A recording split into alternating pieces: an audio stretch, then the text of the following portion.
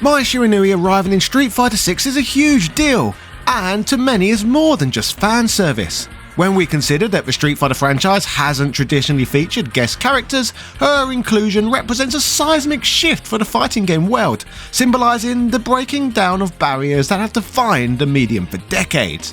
Fans have long fantasised about Mai Shiranui being playable in a Street Fighter game because she represents the perfect mix of charisma, beauty, and combat prowess.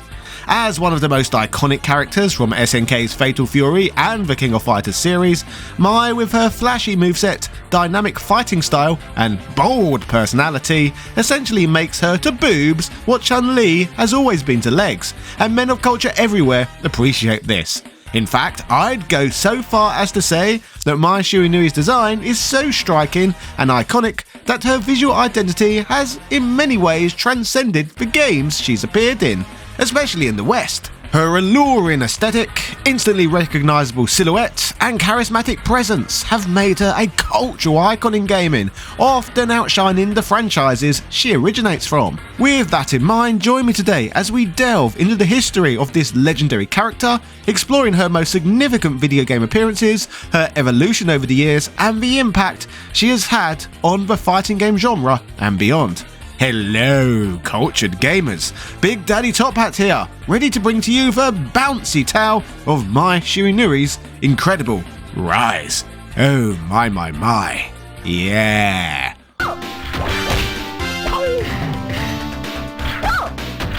As we will soon discuss in detail, Mai Shiranui was originally created for the Fatal Fury series, an SNK fighting game franchise that seemingly came to an end decades ago. However, if you've been following the modern gaming news cycle, you will be aware all of that is about to change. It seems that Fatal Fury City of the Wolves is going to be a monumental release for old school fans, reigniting a beloved series after a 26-year hiatus. As the direct sequel to Garou Mark of the Wolves, widely regarded as one of the greatest 2D fighting games ever made, expectations around this one are rightly high. For many, this game represents not just a continuation, but a celebration of SNK's legacy in the fighting game genre. The inclusion of Mai Shiranui is a particularly thrilling addition to this upcoming title, due to her previous gaming appearances solidifying her as a staple in the fighting game world, despite missing out on a roster spot in the previously released Mark of the Wolves game. Players have been rightly excited to see Mai reimagined with modern graphics and mechanics, while a new generation will get to experience why she has become such an enduring figure in the first place. Her character reveal at Gamescom 2024 sparked widespread pleasure, with fans praising the blend of faithful design and fresh updates to her moveset.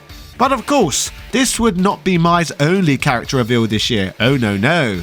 As in a groundbreaking turn of events, we would learn that she is becoming a DLC character in Street Fighter 6. Functioning as one of the 4 roster members players get to purchase the game's Season 2 pass, her along with Terry Bogard shocked the world when it was announced they would be coming to the game. So while we already had 2 huge very good reasons to appreciate Mai Shiranui, this year has given us 2 huge, more legitimate reasons to extract pleasure from her existence.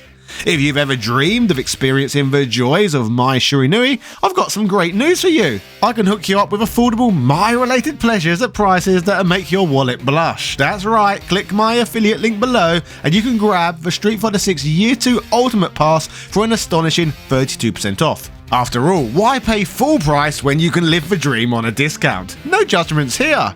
But wait, there's more! If you haven't even tried the base game yet, I can get you 48% off of that too. Oh, and let's not stop there. How about up to 90% off of thousands of other games? Seriously, my affiliate links are like cheat codes for your gaming budget. So go ahead, treat yourself, and let my double-sized deals bring a little extra joy to your life. Happy gaming and happy shopping. Don't keep a good girl waiting. Speaking of this quote, for many, it was one of the highlights for them in the latest Mai Street Fighter 6 teaser trailer, which saw Mai promise to teach us all the Shiranui techniques we can handle, as long as we don't keep her waiting. Capcom would promise us that this good girl from SNK's Fatal Fury series is coming to Street Fighter 6 soon, with observant fans quickly noticing that the good girl reference is a playful nod towards a comment made by Masahiro Sakurai from a few years ago. The quote relating to Mai Shiranui refers to a moment during a 2020 episode of the Mr. Sakurai Presents series for the game Super Smash Bros. Ultimate. In this presentation, Sakurai, the game's director, explains why Mai Shiranui was not included in the game as part of the DLC stage and character content.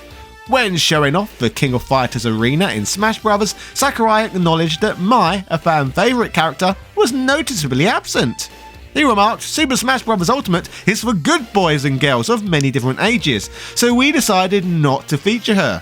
This was a light-hearted way of addressing Mai's famously revealing outfit and sexualized design, which might have clashed with the family-friendly image Nintendo wanted for the game. The comment quickly became a meme in the gaming communities, with fans joking about Mai being too hot for Smash Bros. While sharing her iconic look from the King of Fighters. The phrase stuck as a tongue-in-cheek way to talk about censorship or the omission of more risque content in family-orientated games, while highlighting the challenges of including characters from different franchises while keeping the tone appropriate for a wide audience. However, fortunately, while Nintendo have rejected this character, it appears that Capcom does what Nintendo don't, and have provided her the platform in all of her bouncy glory. But in order to fully appreciate some of the game's greatest assets, let's look back at how and why Mai was conceived in the first place. Mai Shiranui's iconic bounce was cheekily inspired by the Kunoichi female ninja strategy of weaponizing sensuality to disarm their prey, because why kick someone in the face when you can hypnotize them with your assets first? It's a winning strategy. According to an issue of Neo Geo Freak, her glorious aesthetics were a team effort, with her breasts reportedly being modelled after idol Fumi Hosokawa. Truly, Mai's a walking tribute to pop culture, one curve at a time. Fumi Hosokawa was one of the most popular gravure idols of their time. Gravure idols are models known for their photo books and magazine spreads, often featuring glamorous, stylish or sensual poses. Fumi stood out for her natural beauty, expressive features, and ability to exude both innocence and seductiveness, a duality that is also central to Mai Shiranui's appeal. At the time Mai Shiranui was being developed, Fumi was at the peak of her career, appearing in magazines, commercials and television shows. Her widespread recognition and influence in Japanese pop culture likely contributed to her being an ideal reference point for SNK's artists, who wanted Mai to feel relevant and appealing to the era's audience. Toshiaki Mori, widely recognised by his pen name Shinkiro, is the acclaimed Japanese artist who designed Mai Shiranui, serving as one of the most influential figures in video game art. Known for his hyper-realistic and cinematic style, he played a pivotal role at SNK, shaping the visual identity of iconic franchises like Fatal Fury, The King of Fighters and Samurai Shodown, as well as many more. Mai Shiranui's signature costume, a red dress with tassels, is both elegant and striking, designed to emphasise her agility and fiery personality during combat. This design ties seamlessly into her pyrotechnic abilities, creating a dynamic visual identity. Her folding fans, integral to her combat style, serve not only as weapons but also as visual flourishes, adding a flair to her attacks and highlighting her graceful movements. The use of fans were likely inspired by Japanese theatrical traditions, where they symbolise elegance and storytelling, further rooting Mai's character in a blend of cultural heritage and bold modern design. To complement her ninja roots, Mai was given a flirtatious and confident personality. Her playful attitude and flirtation, especially with Andy Bogard, were intended to add charm and humour to her character. This playful yet passionate demeanour contrasts with her serious fighting ability. Mai hails from a prestigious ninja clan and was trained in the Shiranui Ryu style of ninjutsu and kopujitsu, a bone-breaking martial art. Her grandfather Hanzo Shiranui and his pupil Jubi Yamada taught her everything she knows. Back in 1992, Mai debuted in Fatal Fury 2 as part of SNK's effort to diversify the roster with standout characters, becoming instantly memorable as the game's only female fighter. Her backstory ties her to Andy Bogard, the young brother of Terry Bogard, Fatal Fury's main protagonist, with Mai humorously portrayed as deeply infatuated with Andy, often chasing his affection while he remains awkwardly reserved. Those who played Fatal Fury 2 would fall in love with this character, leading to countless more video game and media appearances for this growing star. The following year of 1993, Mai would emerge in Fatal Fury Special, a huge upgrade of Fatal Fury 2 featuring tweaks and additions in the same way that Street Fighter 2 was often being revised in the era. Perhaps what is more interesting is that away from the world of gaming, Fatal Fury also had animations. That exact same year, Fatal Fury's second OVA, known as The New Battle, adapts elements from Fatal Fury 2, introducing new characters including Mai Shiranui. The story centers on Wolfgang Krauser challenging Terry Bogard, who is struggling with self-doubt after his fight with Geese Howard. Mai made her animated debut here, with her involvement highlighting her unrequited love for Andy Bogard. While she doesn't play a major role in the central conflict, she supports Andy and participates in battles alongside him. 1994, though, would be even more eventful, as Fatal Fury, the motion picture, saw release. This feature-length movie features an original storyline separate from the games, and fortunately, a lot more Mai. In this one, she is part of a core group alongside Terry, Andy, and Joe Higashi, who together travel the globe to stop the movie's antagonist. Mai's combat skills and cunning are showcased in several fight scenes, but often reverts to becoming a damsel in distress in the process, begging Andy to save her. Mai's romantic feelings for Andy remain a subplot, providing light-hearted moments amid the action. Her fiery loyalty to Andy and determination to prove her strength make her an essential part of the team in this film. But this feature-length would not be Mai's only major appearance that year. Mai Shiranui made her King of Fighters debut in The King of Fighters 94, the inaugural entry in the SNK crossover fighting game series. Mai is part of the women's fighting team, representing skilled female combatants alongside Yuri Sakazaki and King, both from Art of Fighting. This time, instead of being viewed as a supporting character behind the Bogard brothers, Mai stepped into the spotlight as the face of the women's fighting team. This role elevated her status, highlighting her leadership and combat prowess. Her presence in the inaugural King of Fighters roster placed her alongside SNK's biggest stars, cementing her significance within the fighting game genre. What's even cooler is it would actually be a hat-trick for Mai that year, as she would also join the roster of Fatal Fury 3 Road to Victory. While Mai doesn't have a deeply pivotal role in the overarching plot of the game, which revolves around the quest for the Jin Scrolls, her loyalty to Andy Bogard and her determination to support him is highlighted once again. What a lucky guy! In 1995, Mai Shiranui would receive yet more spiffing new sprite work, when she appeared in Real Bout Fatal Fury. Real Bout Fatal Fury introduced several key differences and innovations compared to its predecessors in the Fatal Fury series. These changes were made to refine gameplay mechanics, enhance visual appeal, and make the game more dynamic and competitive, leading to some impressive results.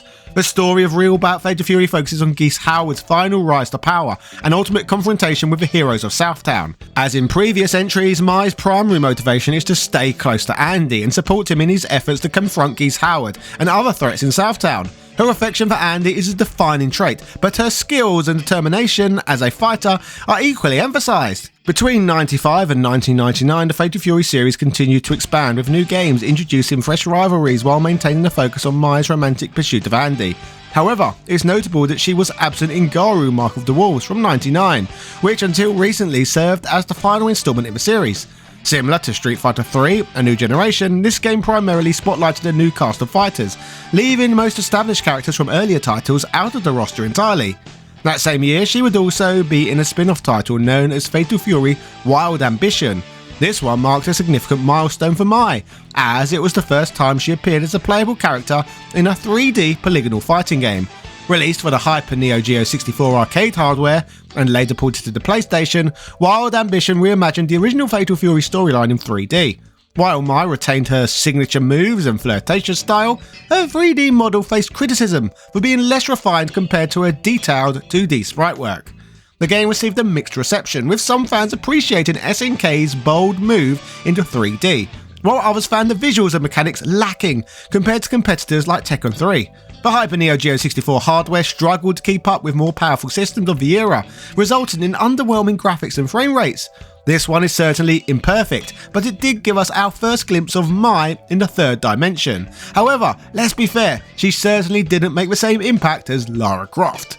Despite Fatal Fury's failings, her career would move forward within the King of Fighters series. During this same period, the King of Fighters series saw annual releases, with Mai Shiranui consistently serving as the face of the women's team, though her teammates frequently changed. From King of Fighters 99 to King of Fighters 2001, Mai's story unfolds with the Nests saga, where the shadowy Nests organisation serves as the primary antagonist. While Mai continues to compete in the tournaments, her role during this arc emphasises her personal relationship and team dynamics more than the central conflict, reflecting her adaptability amid the evolving roster and narrative. Mai's motivations to enter these tournaments remain consistent. She enters them for fun, camaraderie, and to represent her ninja heritage. Her flirtatious personality, though, and rivalry of other women on the roster add flavour to her interactions, including her clashes with Blue Mary and Vanessa. It was around this time frame that Mai's appeal would reach all new audiences, appearing as a staple character in the many Capcom and SNK crossover games. These games provide an opportunity to see Mai interact with characters from Street Fighter, Darkstalkers, and other franchises in exciting and creative ways. Her first appearance was in SNK vs Capcom The Match of the Millennium on the Neo Geo Pocket Color. Featuring a graphical style similar to the Fatal Fury and King of Fighters Game Boy games, this charming 2D fighter featured chibi-style sprites, and Mai was a standout with her graceful moves. Speaking of the era of the Neo Geo Pocket, Mai would also be in SNK Gao's Fighters on the system. The game features an all-female roster from various SNK franchises, including the King of Fighters, Samurai Showdown, and The Last Blade. Players compete in the Queen of Fighters tournament organised by the enigmatic Miss X, who is later revealed to be Iori Yagami, disguised as a woman. What is it with so many fighting game villains wanting to transition? Don't forget that M. Bison plotted to become a woman and become Cammy. I guess even villains know that sometimes, if you can't beat them, be them. Mai's debut in the more traditional Capcom vs SNK Millennium Fight 2000 brought her to a more serious stage, blending Capcom Street Fighter style with SNK mechanics. Mai represented SNK's dynamic, fast-paced fighters and retained her trademark acrobatics and mix-up potential. Players could use her effectively with either Capcom-style grooves or SNK-style grooves, offering versatility for different playstyles. The sequel, Capcom vs SNK 2 Mark of Millennium 2001, expanded on its predecessor, bringing a larger roster and a refined groove system. Mai remained a highly mobile and versatile fighter, offering advanced mix-ups and aerial strategies. Her interactions, especially with rivals like Chun-Li, underscored her status as one of SNK's leading characters. As for fighting game crossovers, she would be back in SNK vs Capcom SVC Chaos, showcasing her fluid and acrobatic fighting style in a crossover on home turf. The game's darker aesthetic provided a unique contrast, making her interactions with characters like Morrigan Ainsland and Chun-Li all the more entertaining. Seeing Chun-Li threaten to arrest Mai Shiranui for indecent exposure, and Balrog forcing himself on her after she had already said no, are bizarre moments, and ones that I will never forget. Aside from these games over the period, Mai also appeared in the SNK vs Capcom Card Fighters series, starting with Card Fighters Clash in '99 and continuing in later entries like Card Fighters DS in 2006. These games depicted Mai as a collectible card, with her artwork consistently showcasing her iconic and red outfit and trademark fans. One thing was clear after all of this, Mai Shiranui now had more fans than ever before, and I'm not just talking the ones she waved. Despite this newfound success, at one point the future of Mai Shiranui looked darker than ever before, as in 2001 SNK declared bankruptcy. This was due to the arcade market shrinking globally due to the rise of increasingly powerful home consoles, with players no longer needing to visit arcades to experience high quality games. And the expensive and niche hardware released by the brand, such as the Neo Geo Pocket range, Neo Geo CD, and Hyper Neo Geo 64, certainly didn't help the problem. After declaring bankruptcy, SNK's intellectual properties were sold off, but SNK's founder, Ikichi Kawasaki, formed a new company called Playmore in August 2001, with Playmore establishing a goal to reclaim SNK's IPs and revive the brand. And after some legal battles, they successfully reacquired most of SNK's properties and rebranded themselves as SNK Playmore. In this new era, SNK Playmore would try something new with King of Fighters. The King of Fighters Maximum Impact was SNK Playmore's first full-fledged attempt to take the traditional 2D King of Fighters series into 3D. Released in 2004 for the PlayStation 2, the game aimed to capture a broader audience by offering modernised visuals and dynamic fighting mechanics reminiscent of popular 3D fighters like Tekken and Dead or Alive. Of course, Mai Shiranui would be included, with the intention of appealing to long-time fans who had grown to expect her presence in the lineups. Despite its ambitions, Maximum Impact failed to make a lasting impact. The gameplay lacked the depth and polish that the King of Fighters series was known for, leaving fans of the 2D entries underwhelmed, leading eventually to SNK going back in the direction of 2D sprite-based fighting games, even after a couple of sequels. Neo Geo Battle Coliseum, released in 2005, was a 2D crossover fighter that set itself apart from the King of Fighters.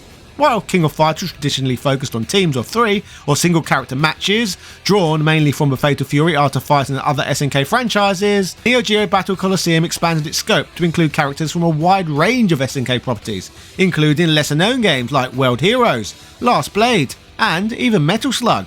Instead of a standard 3 vs 3 format of King of Fighters, Neo Geo Battle Coliseum utilised a tag team system, where players selected 2 characters and could switch between them on the fly, similar to Capcom's crossover games. The game also departed from King of Fighters' annual tournament structure, instead offering a self-contained story with a focus on a multiversal threat, giving it a more celebrity, non-canonical feel. Mai Shiranui's role in Neo Geo Battle Coliseum reflected this shift in focus. The crossover nature of the game allowed Mai to interact with characters outside of her usual King of Fighters roster, such as the futuristic Marco from Metal Slug, or Heyomaru from Samurai Shodown. Still, Mai served as one of the game's quintessential symbols of SNK's enduring fighting game heritage. As you will be aware, the King of Fighters series initially used yearly titles, such as King of Fighters 94, 95 and so forth, reflecting their annual release schedule. However, after King of Fighters 2003, SNK Playmore decided to shift from dated entries to numbered ones, starting with King of Fighters 11. This change was largely driven by the company's financial struggles, including SNK's bankruptcy in 2001 and their subsequent restructuring. Developing games annually was no longer feasible due to longer development times. The numbered titles provided more flexibility, allowing the team to work without the pressure of a yearly release schedule. The switch to numbering also reflected a shift in the narrative structure, with the introduction of the Ash Saga in King of Fighters 2003. The developers wanted to emphasise the continuation of story arcs without tying them to specific years. This rebranding highlighted that the series was entering a new era and moving away from its annual cycle, giving the team more creative freedom to refine each instalment. Mai Shiranui's involvement in this period also reflected these changes. In King of Fighters 11, released in 2005, she was notably absent from the playable roster. This decision surprised and disappointed fans, as Mai had been a staple of the series since her debut. Her exclusion was likely due to the developers focusing on introducing new characters and shifting team dynamics for the Ash Saga, and sadly with King of Fighters 12, released in 2009, Mai was absent again. This entry was a reboot with a new high-definition visual style, but its limited roster drew criticism, especially for excluding one of the series' most iconic female characters. Still, despite these disappointments, Mai finally returned in King of Fighters 13 in 2010, much to the delight of long-term fans. With updated high-definition sprites and a refined moveset, she was a key part of the women's fighting team, alongside King and Yuri Sakazaki. This game concluded the Ash Saga, and Mai's return symbolised a recognition of fan demand and her enduring importance to the franchise. After the King of Fighters 13 was released in 2010, SNK Playmore faced several challenges that led to a 6-year gap before the launch of King of Fighters 14 in 2016. Financial difficulties played a significant role, as the high cost and time required to produce the detailed 2D sprites of King of Fighters 13 proved unsustainable. To stay afloat, SNK Playmore shifted focus towards pachinko machines and mobile gaming, which were more profitable in the short term. This diversion of resources delayed development of the next mainline King of Fighters title, as the company began to rethink its future, realising that to remain competitive they needed to modernise their approach and stabilise their business model. Another major factor was the technological shift from moving from 2D to 3D graphics correctly. SNK decided that they finally had to go all in creating 3D character models. This transition required them to build new tools, learn new workflows, and develop a new engine. This process took time, especially since SNK had limited experience with 3D fighting games compared to other studios. So in 2015, SNK Playmore rebranded back to SNK, signalling a renewed commitment to their classic franchises but with a fresh direction and updated technology. This would be the groundwork needed for King of Fighters 14. Just as one would hope, in King of Fighters 14 from 2016, Mai Shiranui returns as a playable character, maintaining a classic fighting style and moveset, which included signature techniques. The shift of 3D graphics this time preserved her fluid and dynamic movement better than previous attempts, with her character model staying true to her iconic design and playstyle. Her speed, versatility and ability to control space made her a reliable choice for players who favour quick, evasive combat. Story-wise, Mai returned to the women's fighting team alongside King and newcomer Alice, with the team continuing the tradition of highlighting powerful female fighters in the tournament. That same year, to help celebrate Mai's bouncy appeal, she would also feature as a guest character in Dead or Alive 5 Last Round, a franchise celebrated for its beautiful assets. Mai was introduced as a DLC character, with her retaining her classic red outfit and signature moves, with her being adapted seamlessly to Dead or Alive's 3D fighting engine. Her playstyle in Dead or Alive 5 incorporated her swift movements, fan-based projectiles and acrobatic techniques, making her an agile and effective fighter. Men of culture rejoiced. Mai would also be in SNK Heroines Tag Team Frenzy from 2018. The game features simplified mechanics for accessibility, making it easier for casual players to perform combos and special moves. Mai's signature abilities are of course here, and adapted to fit the game's streamlined combat system. The tag team elements allows players to switch characters mid-battle, and the inclusion of usable items adds a layer of unpredictability. The game's story places Mai and other female fighters in a bizarre dreamlike dimension, where they are forced to compete in a mysterious tournament. Mai awakened in an exaggerated, glamorous version of her classic outfit, and her interactions continue to reference her affection for Andy Bogard. SNK Heroines also offers an extensive customization system, allowing players to unlock costumes, accessories and voice lines for Mai.